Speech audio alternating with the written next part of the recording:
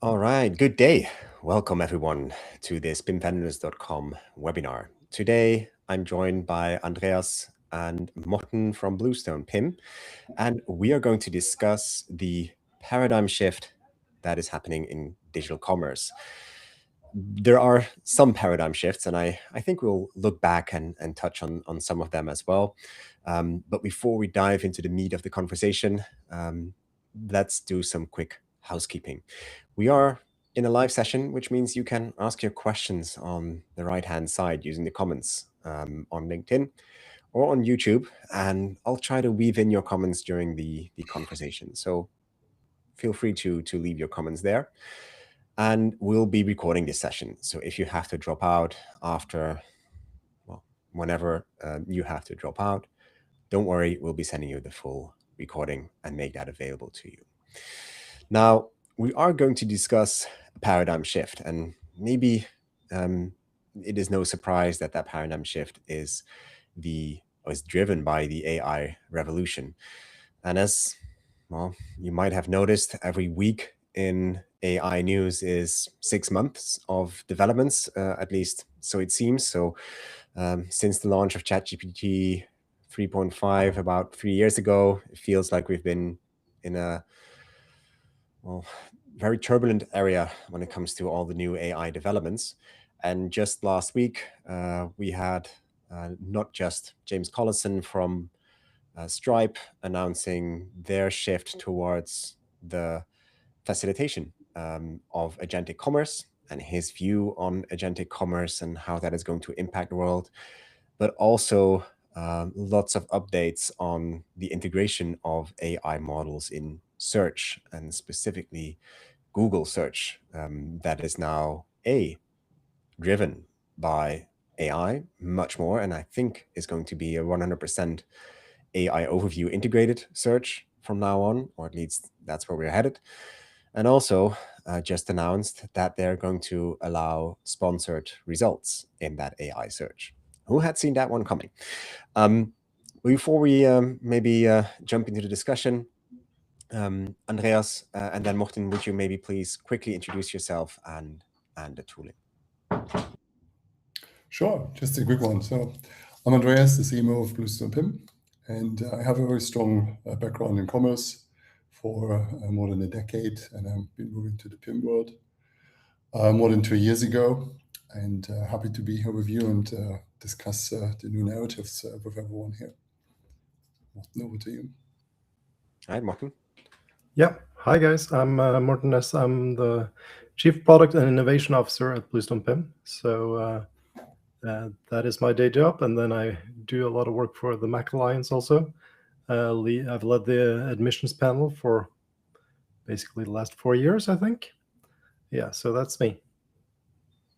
All right. Well, Mach is one of those, or one of the results of the previous paradigm shift. Maybe Andreas, can you walk us through the history of these paradigm shifts and get us into the paradigm shift that we're discussing today, maybe? Yeah, sure. Because we I think been titling when we thought about the title for the webinar and the topic, we thought we'd just call it the paradigm shift in commerce and why product data is becoming the heart of digital revenue. And also given my background, I think what everyone has been seeing over the past decade, we probably saw two major shifts in the commerce space. And that was the first one was the decoupling of the front end and the back end, which everyone called headless. And I think the second larger shift we've seen, the move to composable, which not everyone, of course, did, but many very innovative enterprises, they went through both of those shifts. But now I think we are at a different point, another inflection point, and I think what many people, including me, did not really realize how big that new shift actually is coming that we are facing. We all know that AI is out there, and I think all of us already feel the impact of shifting consumer and also buying behavior, but also in B2B. I guess everyone knows the magical 25 of reduction in Google organic traffic. And let me remind you, this is only just a generic average number, right? So I've done some research on this, and there's industries out there where this drop is even more drastic. It's more than 50%. And I can also speak on our behalf. We see a decline of more than 30%. And this is just, I think, the starting point of this inflection point. And just to throw out one more number is, I came across a number that really actually, flabbergasted me. Apparently, 51% of all B2B buyers' journey are now starting with the use of either an LLM or an agent. And I think what that all means is described in our title, in our webinar title, why it's probably not so much about moving to another composable system or doing a migration project of your commerce engine, but rather think about, okay, so who is consuming which information at which time and for which purpose? And I think this goes for B2C and for B2B business models, where everyone, I think, is talking a lot about the B2C changes when a consumer is just using an LLM and looking for the classic example, just find me a rain jacket for my 2-day hike in the Scottish Highlands, and I want to do ABCD. And we all know that now it's a lot about contextual information that we need. We need semantic information that not just lists the ingredients of a product or just has a mere product description, because then your product isn't found. Right? And if your product isn't found by an agent or the LLM, it simply doesn't exist and it won't be recommended. So I think this is a very big shift that we believe puts product data, not just general product data, but the way you actually work with your product data, the way you structure it, and the way you enrich your product data has the most impact on your commercial success. Yeah, I think it's interesting to note that it is not just you're lower on the search result page or you're lower on the Amazon ranking page. It is a 0 to 1 or a black or white difference, right? You're either there or you're totally not there and not recommended. And as you said, we're already seeing those results. I also think it's going a lot quicker than most people realize or are ready for. Where, well, with great change comes great opportunity as well. But yes, it is a very interesting place to be. And it is a shift that is happening in real time. And it is something where you can, well, basically steer and course correct now before it's too late. It is happening much quicker even than I expected. Like if you see the numbers, and I don't know, I think this was from a Forbes research or from, well, in any case, the AI overview is now going to be shown in 100% of Google searches. It went from 2.2 or 2.5% in November, that is 6 months ago, to around 60% today, to 100%, let's say, from next month. So that is a huge change, right? So that is not just and within a year, within 6-7 months. And it's a big change. You go, Morten. Yeah. No, I was just going to say that what people also forget to think about in this shift is that it's another thing that hasn't happened before, and that is the fact that the buyer is changing. When we went from local stores to web shops to mobile shopping, it's always been the same buyer. It's been you and me, right? That has been the purchaser. And now the big shift, at least not in the near future, but what is coming is the actual end goal of agentic commerce, where agents buy for you. So the buyer is the persona is changing, the buyer is changing, and that is also a really interesting aspect to think about. Yeah, I'm curious if that is like, shopping is still a hobby for people, right? So sometimes it's nice to be viewing listings upon listings, and getting really into a hobby that you enjoy, and comparing features. And sometimes it's a chore, and then you'd rather have the agent, of course, buy for you. Um, it is interesting to think about, because even then, like, the listings that you get shown are of course driven by some kind of agentic search that does the discovery for you. So I'm curious how that will work, but I do believe that the foundation of that new customer journey, existing customer journey in a way, is the product data foundation, right? It starts, that's where all the AI interactions are going to be built on. And so I couldn't agree more with that paradigm shift from, well, pre-AI to the future of AI, or the focal point being maybe on the front end to the focal point now going more towards the back end. Yeah, I don't know. Was PIM ever a back end solution, I wonder? I think it's always been a back-end solution in some ways, but it is a very interesting point that you're bringing up, because in many ways this whole agentic journey has become a gift from heaven for all PIM vendors, actually, because the importance of correct product data has come back strong, and everyone is talking about it, because actually we as humans, we are really good at filling in blanks, and we're very forgiving when it comes to missing information and missing data. An agent is of course ruthless. And if your information is of bad quality, or your product information is missing, you're not visible. It's very binary for an agent. So it has like really put the focus back on product information and the quality of data. Yeah, that's a very interesting point, Martin. I think it's even worse than that, in a sense that yes, it's about attributes and descriptions and things you can see, but it's also about invisible things like schema markup or product relations, or I think Andreas already mentioned the context of products.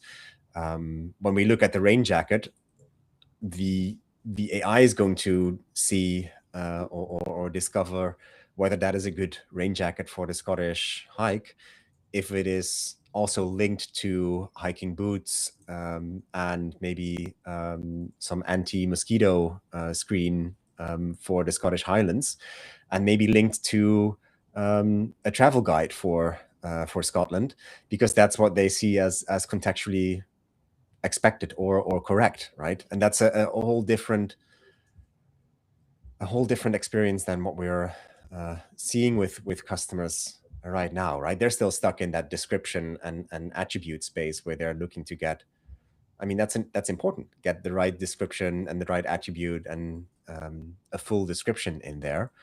But it's more and more starting to trickle down towards that contextual layer and the schema technical layer as well. I couldn't agree more, right? And so kind of like would like to say is GEO doesn't really replace search engine optimization SEO, but it's just a new discipline, right? And it is so important now, and it's gaining more importance for the discovery game. And this game is not won in your CMS. You know, the battleground in the past really used to be the front end. This is where brands used to build and used to be created. I'm sorry to say, the GEO battle is won in your PIM, because for the very reason that you just mentioned, where do you enrich and keep and store all the data, and how do you then actually expose it either to your front end or to whatever, to your MCP server, to Swiss, right? So it's you just mentioned schema.org, right? Schema.org is really important for SEO, but it's also important for GEO.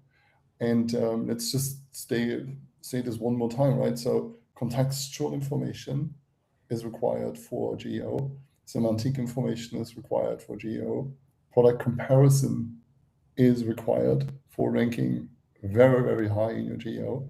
So you not just have the information about your about one checkout as a retailer, you need to have comparable information across a whole set or a whole product group of range checkouts. And then you will, I mean, we all know about the pain of product onboarding, right? Supplier dependent. And this is where you can already see gaps in the data, because data just doesn't exist. I mean, if you as a supplier, you're not able to provide it, your product will definitely lose the GEO comparison. Because this is when the customer then basically comes back in. If you are on a page and you do see the product comparison, not just the LLM crawler, right? It is also for us humans still very helpful to actually see that. And as silly as it sounds, the fourth component would be Q&As. What do I now have to put Q&As on all of my pages? Well, it's strongly recommended that you do that. Okay, and again, where do you keep that information? Where do you store it? So this again really just what Morten just said lifts the importance of a PIM. But we could also then talk not just about the front end battle, think more about like if you're in a B2B scenario, what about your back office? So you are operating a large machinery part. A part breaks, you typically would call your vendor, your manufacturer. A technician will be sent out, has to look at it and decide, okay, what spare part is needed, and then it gets delivered, I don't know when. How about you take a picture and you just describe the part and you send it in, and with the help of AI and of course the product data that is available that understands the description of the broken part, and also the photograph or the picture can be matched to photographs and pictures that's already inside of your PIM. And then the PIM actually the AI actually provides the answer, which product is broken. It just tremendously reduces the time a machinery is not creating revenue out there. So there are so many different use cases. There's not just the commerce on the front end, but also for service inquiries, for instance, or for service cases, that this combination of AI and product information just would increase the level of efficiency enormously. But maybe, Morten, we can also talk a little bit about how this could actually be done. I mean, we talk a lot about the changes, and I think we more or less all agree that we see those changes. But if I already own a PIM, what would I need to do? How can I utilize or let's say create all this information? And if I, let's say, want to be preparing myself for agentic commerce, how is that information then exposed from an architectural point of view?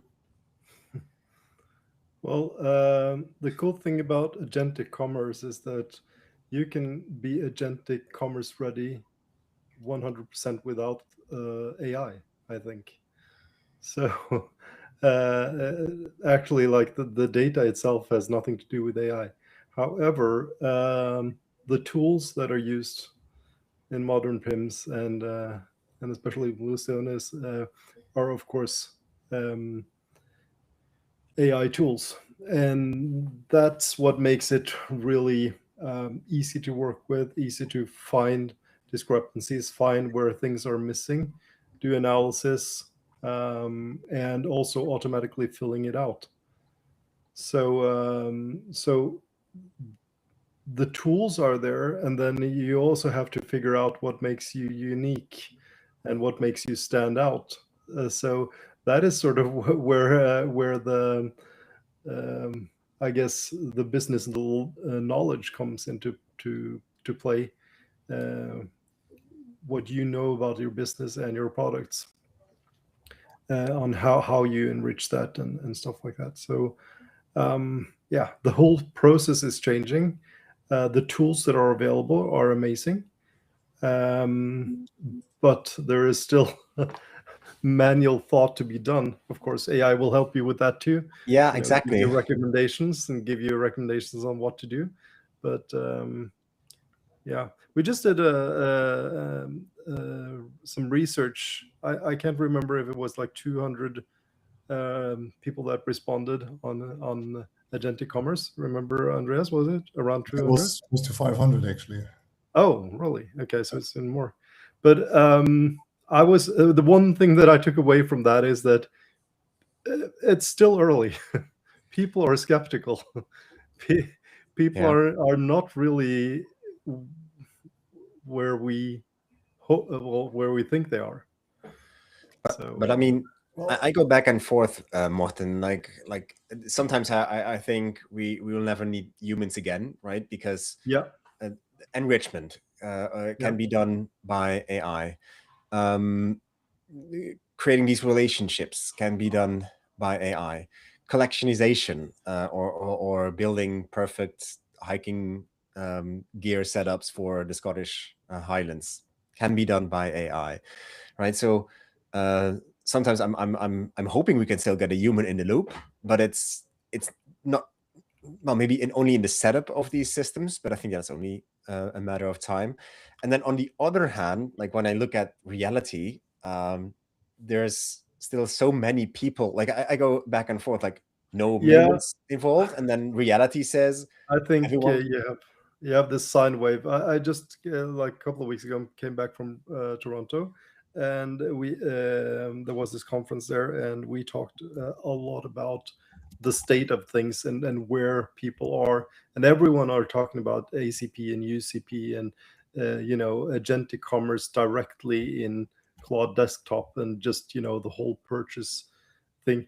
And then when push comes to shove and we actually ask people, the vendors, the actual companies out there, where are you in this journey? They're not there, right? So that is yet. But so that's the side wave we're talking about. I'm following that too, Stefan. At one, like every second week, I think that okay, we can just pack up and go to the beach, and then next week we're like, okay, nope, not that fast. Not yet, at least. Yeah. Not yet. No, but still, like people are so much involved, and I think many people are still stuck in the sort of, oh, I need to enrich attributes, and hey, I can copy and paste in Claude or in ChatGPT and enrich that. Oh, maybe I can connect an API directly to ChatGPT and run my enrichment through the API.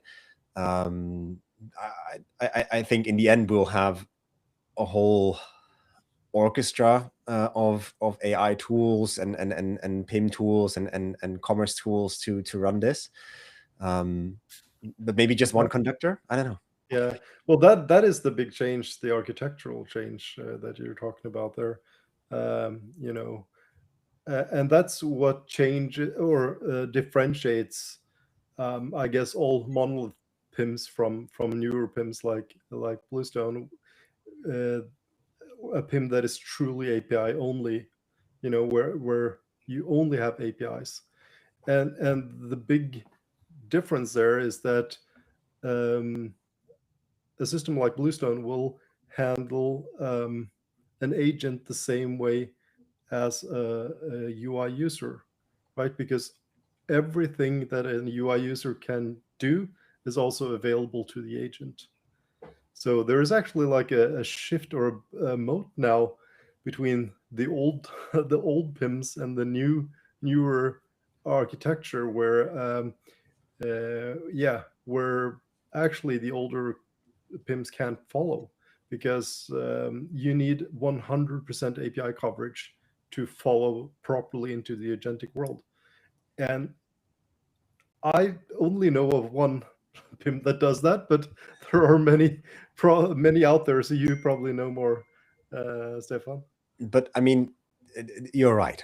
Where I think this is where the difference is going to be made, right? The difference between where the architecture pushes you or supports you in that agentic AI journey, or where you're being held back and basically being forced to only spend time on that layer one, adding descriptions because the tooling doesn't work for you.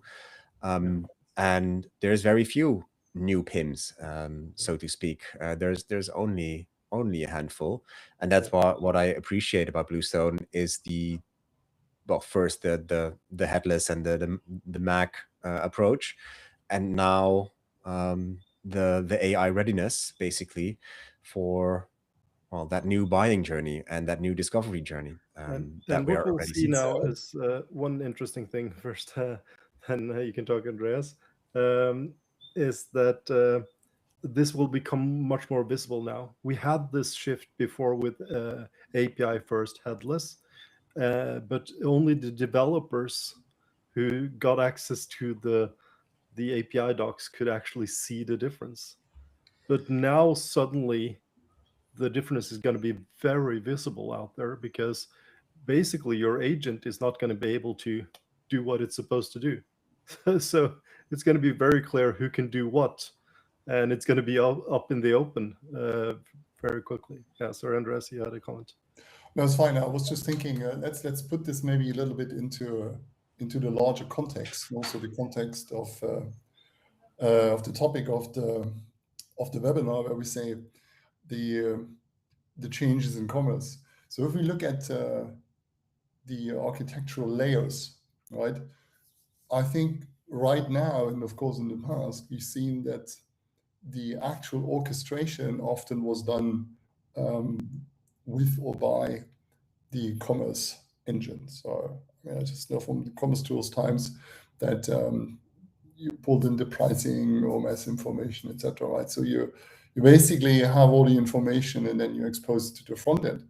In kind of like in this like new approach of architectural layers, you would still have your layer of truth where you have your PIM, your ERP, you have OMS, you have the pricing engine information, right?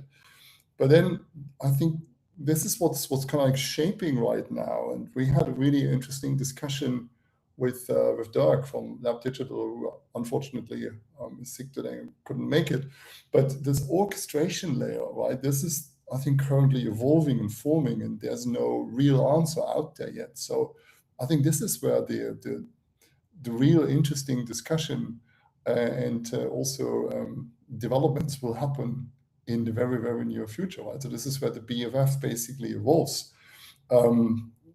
Identity, policy, eventing, right? So this is where we have also, let's say, the agent access layer for MCP or ACP UC protocol if you're in the US.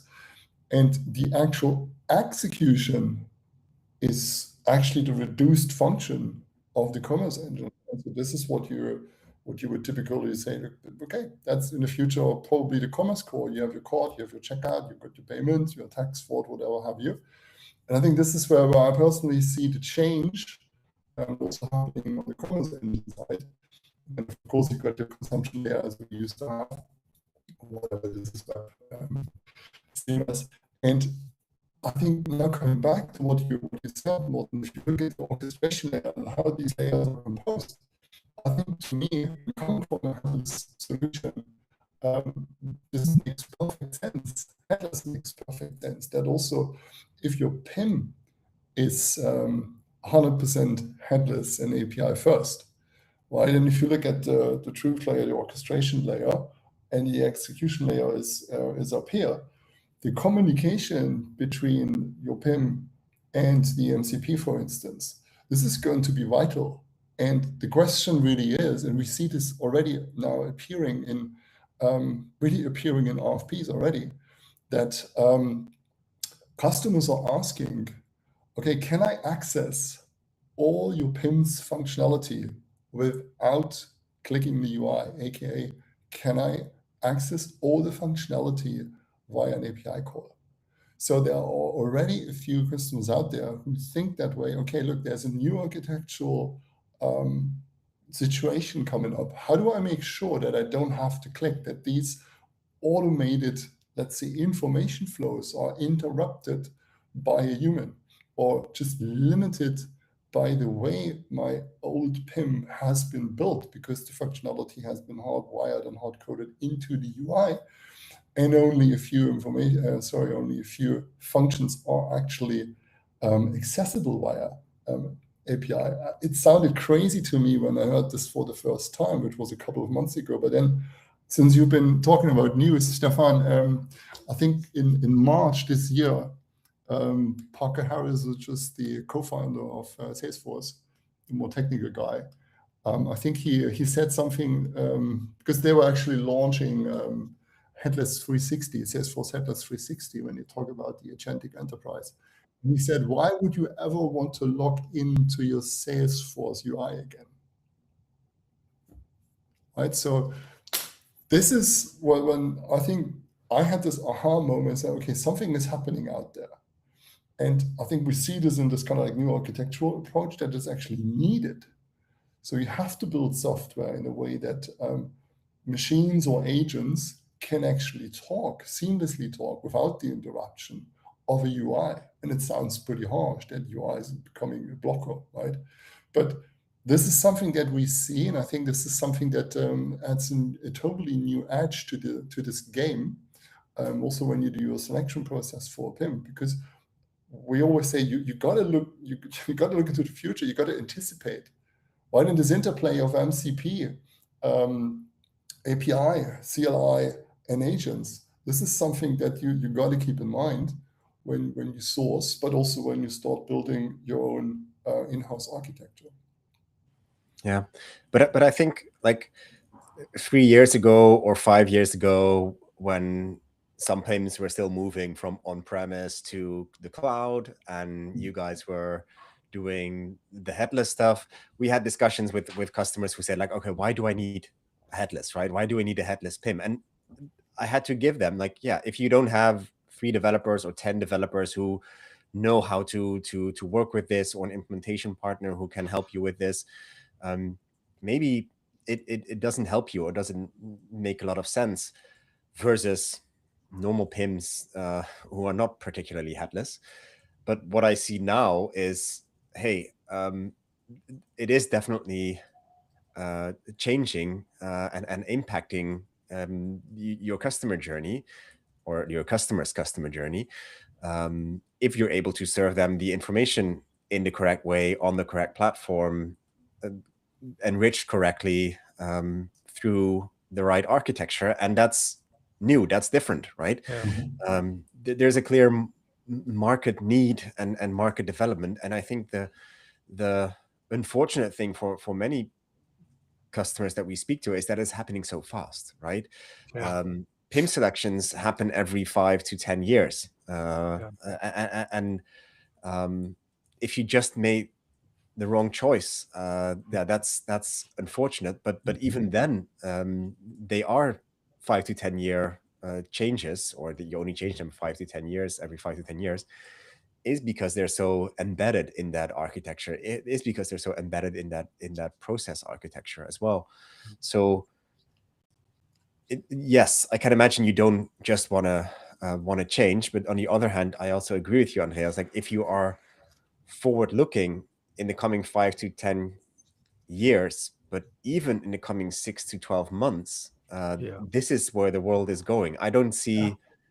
Maybe headless, sure, was definitely a transition, was definitely a paradigm shift, and was definitely important, and we couldn't know at the time, for the AI shift that is happening as we speak. But it was like what you said there, Stefan, when we had the headless shift, or I remember that so well, because people were using that argument that you had to be a developer to understand the difference and to appreciate the difference, and also make use of it. And we had to give it to them. Like, yeah, you're right. That is the big change now, because I think even my mom could set up this now and connect to the Bluestone PIM MCP server, because you can just ask whenever you don't understand, just ask the AI and it will explain it to you. So if you just have like an initial prompt going, like the rest is like child play. And I was just playing with something just before this podcast, and it's just amazing to see where this is going, because I now am starting to make custom UIs on the fly. So we've made an MCP skill, or a Claude skill for our MCP servers. And now I can just say that, I'm this persona and I need this kind of UI, and then it makes that UI. So it's becoming the toolbox, and it's even quicker than we thought. I've said for years that the Bluestone PIM will become an agentic toolbox, but it's actually happening. No one is listening. Yeah. No one is listening. Yeah, but it's like now the proof is in the pudding. I mean, you can just go to our web page and read instructions, and if you have credentials, you can just try it. It's insane, and it just blows my mind the way it works. Also, it's it's going to change everything on how we use the PIM, and who is using the PIM, and how they are using the PIM, and maybe we can even have new user groups that can use the PIM also. For sure. No, I think, and that's already what we're seeing with some customers, is exactly what Andreas is describing. Like, do you actually want to interface in your Salesforce, right? The Salesforce co-founder saying, hey, do you actually want to open up the app? And maybe still the coming year, but you don't want to give access to all your users to your PIM, because it's maybe too complex, or they can change things. And yes, you can manage roles and rights, but most PIMs have per user budgets, so you don't want to give too many users access, and you don't want to give anyway. It becomes a headache, and you also have to train them.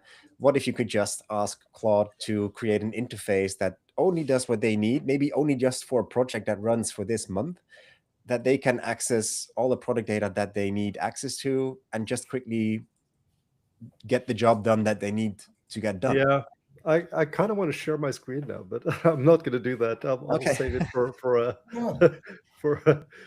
for a video. But it's so true, and it's not until you try it and see it for yourself that you understand how big the change is and how fast it's coming.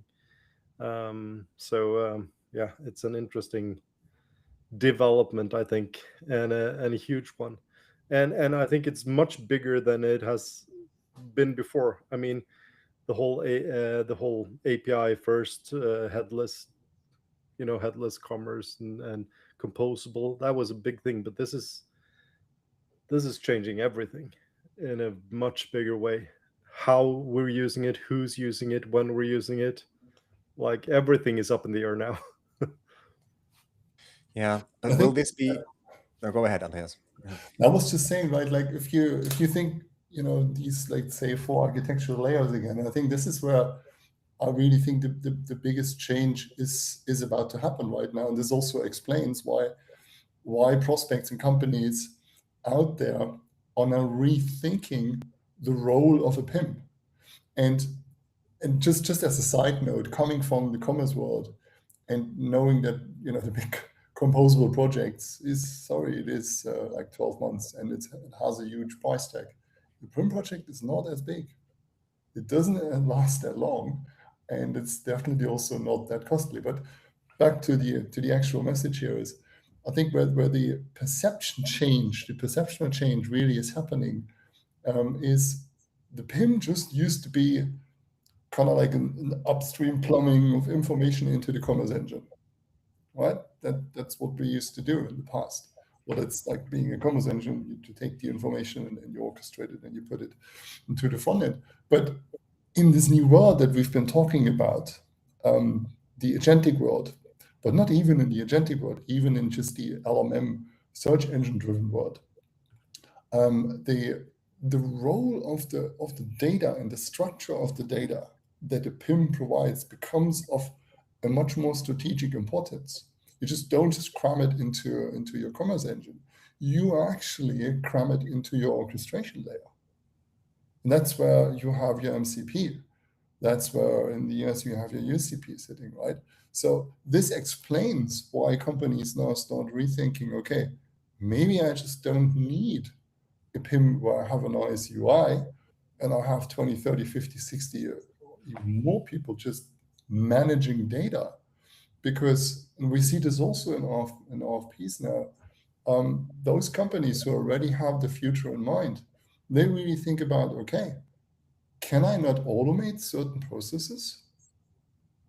Because actually I don't need someone to click here and there and basically manage the data, because with the help of AI and the help of automation, you can actually do this much faster. Still have the human in the loop, right? But I think this is where this big perception change in some of the, let's say, more innovative companies is coming from, and they're actually asking for this change in the PIM as well. But I think it's a challenge, right, for organizations where these AI changes are happening on a, let's say, week by week schedule, while your architecture usually moves in a, well, decade by decade schedule.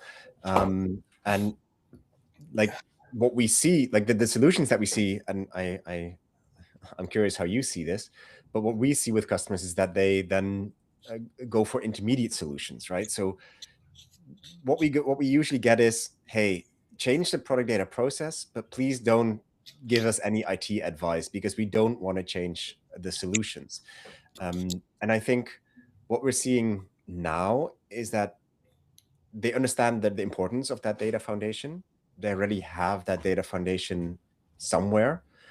The next step, or what we're seeing them doing now, is adding a solution to that architecture that unlocks that data, right? So it is stored. There is a repository somewhere. Could be your ERP, your MDM, could be an old PIM, and you add a layer to unlock that data.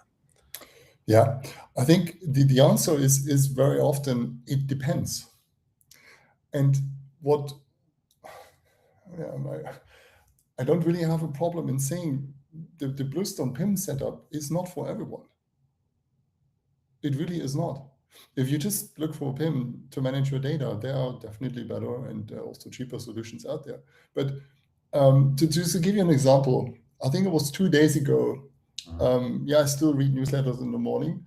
And one entry was about the 4 companies that spoke at Sapphire this year. And the summary was, it couldn't be, those 4 companies couldn't be further away from their point of view of how AI is, let's say, impacting their business model and what they already are doing. So on the one hand, you had ExxonMobil, and they said, we really couldn't care less about what's happening with AI. And on the other hand, you had, I think it was Levi Strauss, the fashion company, that already had internally 1,000 agents up and running. Okay, and just to take these 2 examples and coming back to what you said, a Bluestone PIM is built for those innovative companies that are already in this new reality or want to go there. We're not for companies who just really want, we just need a UI to manage our data. But if you have 1,000 agents up and running, you need the infrastructure to support that. And maybe, Morten, you can chime in and say why an AI first solution would, I think it much better fit for this. Well, what proves this the most was one of our latest new clients, which is a very well-known. They're known for being very technical, and it's a big company and fast growing, and the procurement. What can you say? The way the procurement went, or how the whole process went was different than we've seen before, because basically instead of doing the normal RFP checklist kind of thing, feature by feature, blah blah blah, they just sent one of their main engineers to our head office and had a full day meeting and really dove into the details of the architecture.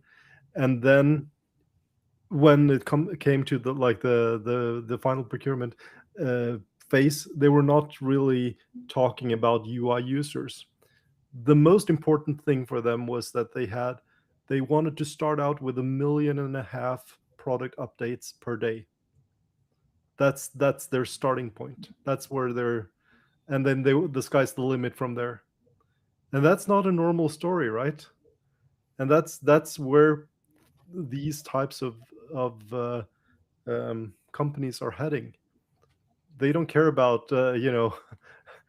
checking boxes and clicking features. They want the toolbox, the agentic toolbox. That's what they wanted, and that's what we're providing, the agentic PIM toolbox with 1.5 million product updates per day. Yeah, but you need to have the vision, I think, Morten. So ExxonMobil clearly doesn't think that way, right? They don't think they need that, and maybe they don't. But there's definitely a lot of people who disagree with them, maybe just for their specific use case. But I think if you're doing any customer facing, and that could be B2B or B2C work, you want to be on top of that data and of that experience, and that experience, that product experience, is going to change from where they are now to a more AI driven discovery to maybe a fully agentic situation. So yeah, they should have started yesterday. Yeah, the thing is that there are a lot of companies who will have a Kodak moment, and in the sense that they will suddenly wake up and actually just die, because that is what's happening now, and it's never been clearer. So I'm kind of surprised by people who are like, yeah, AI shmai, don't care. Like, you're gonna get hit in the face over the next couple of months or years, no matter who you are. So yeah, but it is different than last year, right? So that is the strange evolution, I think, where are we going to be ruled by this AI overlord and fully AGI, which was sort of the concern 3 years ago when we only had chatbots. And I don't think that is going to happen in 5 years. Last year, we had all enterprises doing experiments and AI theater, where they had, I think there was a news article in February where the return on investment was negative for 95% of those experiments, which we could have told you in advance. And I think that since maybe November-ish, we're seeing that agentic shift happening and landing, right? Like OpenClaw, like it feels like ages ago, but it was, I think, February that OpenClaw was launched or was hyped. That is just 3 months ago, right? That's crazy. I mean, I had this, it was just before Christmas. Everyone talked about Gemini and how good that was. And now everyone forgot until this week when 3.5 Flash came out, and Omni and these new insane things that Google, never sleep on Google, is coming out. So just proves your point that this is moving so fast. And of course, for the coming decade, you will see the need of ordinary manual stuff. Of course, we in many sectors we won't be able to move that fast, but I don't know. I've never seen a technology like this that moves as quickly as it does. It's insane. I mean, I used to roadmap 2, 3, 4 years. Now I'm scared to do 6 months. Like So it's insane. so I mean, what your advice be to other technically focused or technically responsible CTOs, CIOs at retailers or wholesalers or manufacturers? Like, what is the next step that they should take? I think you just, if you haven't already, start using AI a lot, and get like to understand. I mean, all the best people I know, the people who are like the best AI engineers are all self-taught. It's like it's not, we're getting courses. Anthropic is coming out with their own courses now and everything. But I mean, yeah, I think the power is in trying, and that's when it hits you. I saw it firsthand with a colleague of ours who had not like really tried it yet and did vibe coding 3 weeks ago for the first time properly. He used to be a coder, has not done it for 15, 20 years. He was blown away, even though he knew there was a hype. Right? So, yeah. And if you're wondering what to wonder about and how to think about it, well, ask AI. I think that's a place to start. Yeah. Yeah. But all the possibilities that come out now with skills and MCP and now all sorts of systems are delivering MCP capabilities also. Yeah, the power is in your hands to do whatever you need to do. So yeah, it's interesting, but Yeah, I it's don't about have playing. like Yeah. I'm sorry. No, it's about playing with that power. I think that is entirely correct. Getting yourself and your team to actually play with the tools, and they're no longer games, right? It used to be like with the iPhone, you had the beer app, right? That was cool. You could like have this beer and Yeah, I remember drink that. it. Yeah. That was cool. Yeah. And then you got Uber, and you got all these like really tools that made use of the capabilities of the new platform. I think the similar thing is happening Well, that's with true. AI, where you used to do like, oh, I can write a poem with ChatGPT, or create a nice image with Nano Banana with myself in it without fine tuning my own Stable Diffusion model. Yeah. And yes, that is play. But as you said, like only then you discover the true power of these tools. Yeah, that's when you're blown away. So I think that is the place to start if you haven't already. Just dive in and yeah. What do you say, Andreas? Yeah, You've gone in a little bit deeper than before with Claude, right? I don't want to say I would actually challenge this, but I would agree. Like on a technical level, you should do that. But I've been at a lot of events recently, at lots and lots of talks with prospects, but also with SI partners. And what I actually really see is that whilst you are looking at the engineering world, at the product world, I think what's not really happening at the moment is that the boardrooms are making this the highest priority ever. And why I say this is the following. I came across this example. A PIM system, right, which feeds and provides the necessary information for agentic commerce, is most likely unknown in the boardroom. The agent takes a decision within 200 milliseconds if your product exists, is recommended because it matches the contextual rich prompt. So we actually have a situation out there right now that the strategic importance of AI is not fully understood, and obviously also the consequences for the architecture and crucial building blocks in your architecture. So what I would say is, what I would recommend is sit down, build a short or a small tiger team, strategy team, right, that knows the industry you're competing in.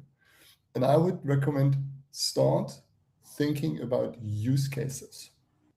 Start thinking and start where you currently are.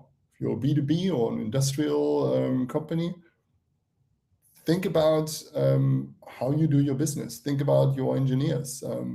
Think about how your engineer would do something like ordering a food grade pump that's whatever certified and available in whatever country. Build those use cases and work backwards. What do we need to do in order to be relevant as a company in this new era? And I think you will then inevitably come to the conclusion, okay, we need a certain set of information within the layer of truth, right? That is understood by the agents and by the elements, and then make your decisions. But I think we also have to look at this from a business point of view. And I think it all starts with thinking about those use cases. And then we used to say digitizing those use cases, but I think it's more about making these use cases into, let's say, semi-automated processes, digital processes, and think about which building blocks you actually need in order to do that. And I would almost guarantee you within a couple of weeks, you have a totally different thinking and understanding in your boardroom and in your tactical and strategical tiger teams. And this is where I think real innovation starts. Yeah, I love it. I think Morten and I like playing with the tools ourselves, maybe a bit too much. But still, I agree. Like it's also just exploring the business value and doing that real quick, because just take the next quarter. We're at the end of we're nearing the end of the second quarter. So do those 5 experiments on actual use cases, see where the value lies, not just for the business internally, but for your customers, how they are going to be impacted by these AI changes, and try and figure out the experiments. And then, of course, what the implications are for the business and your internal architecture, both on a data level and a tooling level and a process level. I think, guys, we have so much more to discuss, and we are going to have more discussions, that's for sure. I want to thank you for your time today. I think there's a lot of homework for our audience anyway, so let's check in some time and see where they are. I really hope to continue the conversation with you and the audience as well. See where everyone is in, well, let's say 3 months time, and see where the world is in 3 months time. And want to thank you for sharing your experience and your knowledge today, and want to thank the audience for staying with us as well. Let me close off by asking everyone to follow us on LinkedIn or on YouTube, so you'll stay updated on any new webinars with Bluestone. There's another webinar next week with Morten, where we dive a little bit deeper into the actual technical part. So if that is something you're interested in, definitely check that out. And otherwise, I would say have a good day and play around with some AI tools. And see you in the next one. Definitely. Bye-bye. Thank you, Stefan. Thank you, everyone.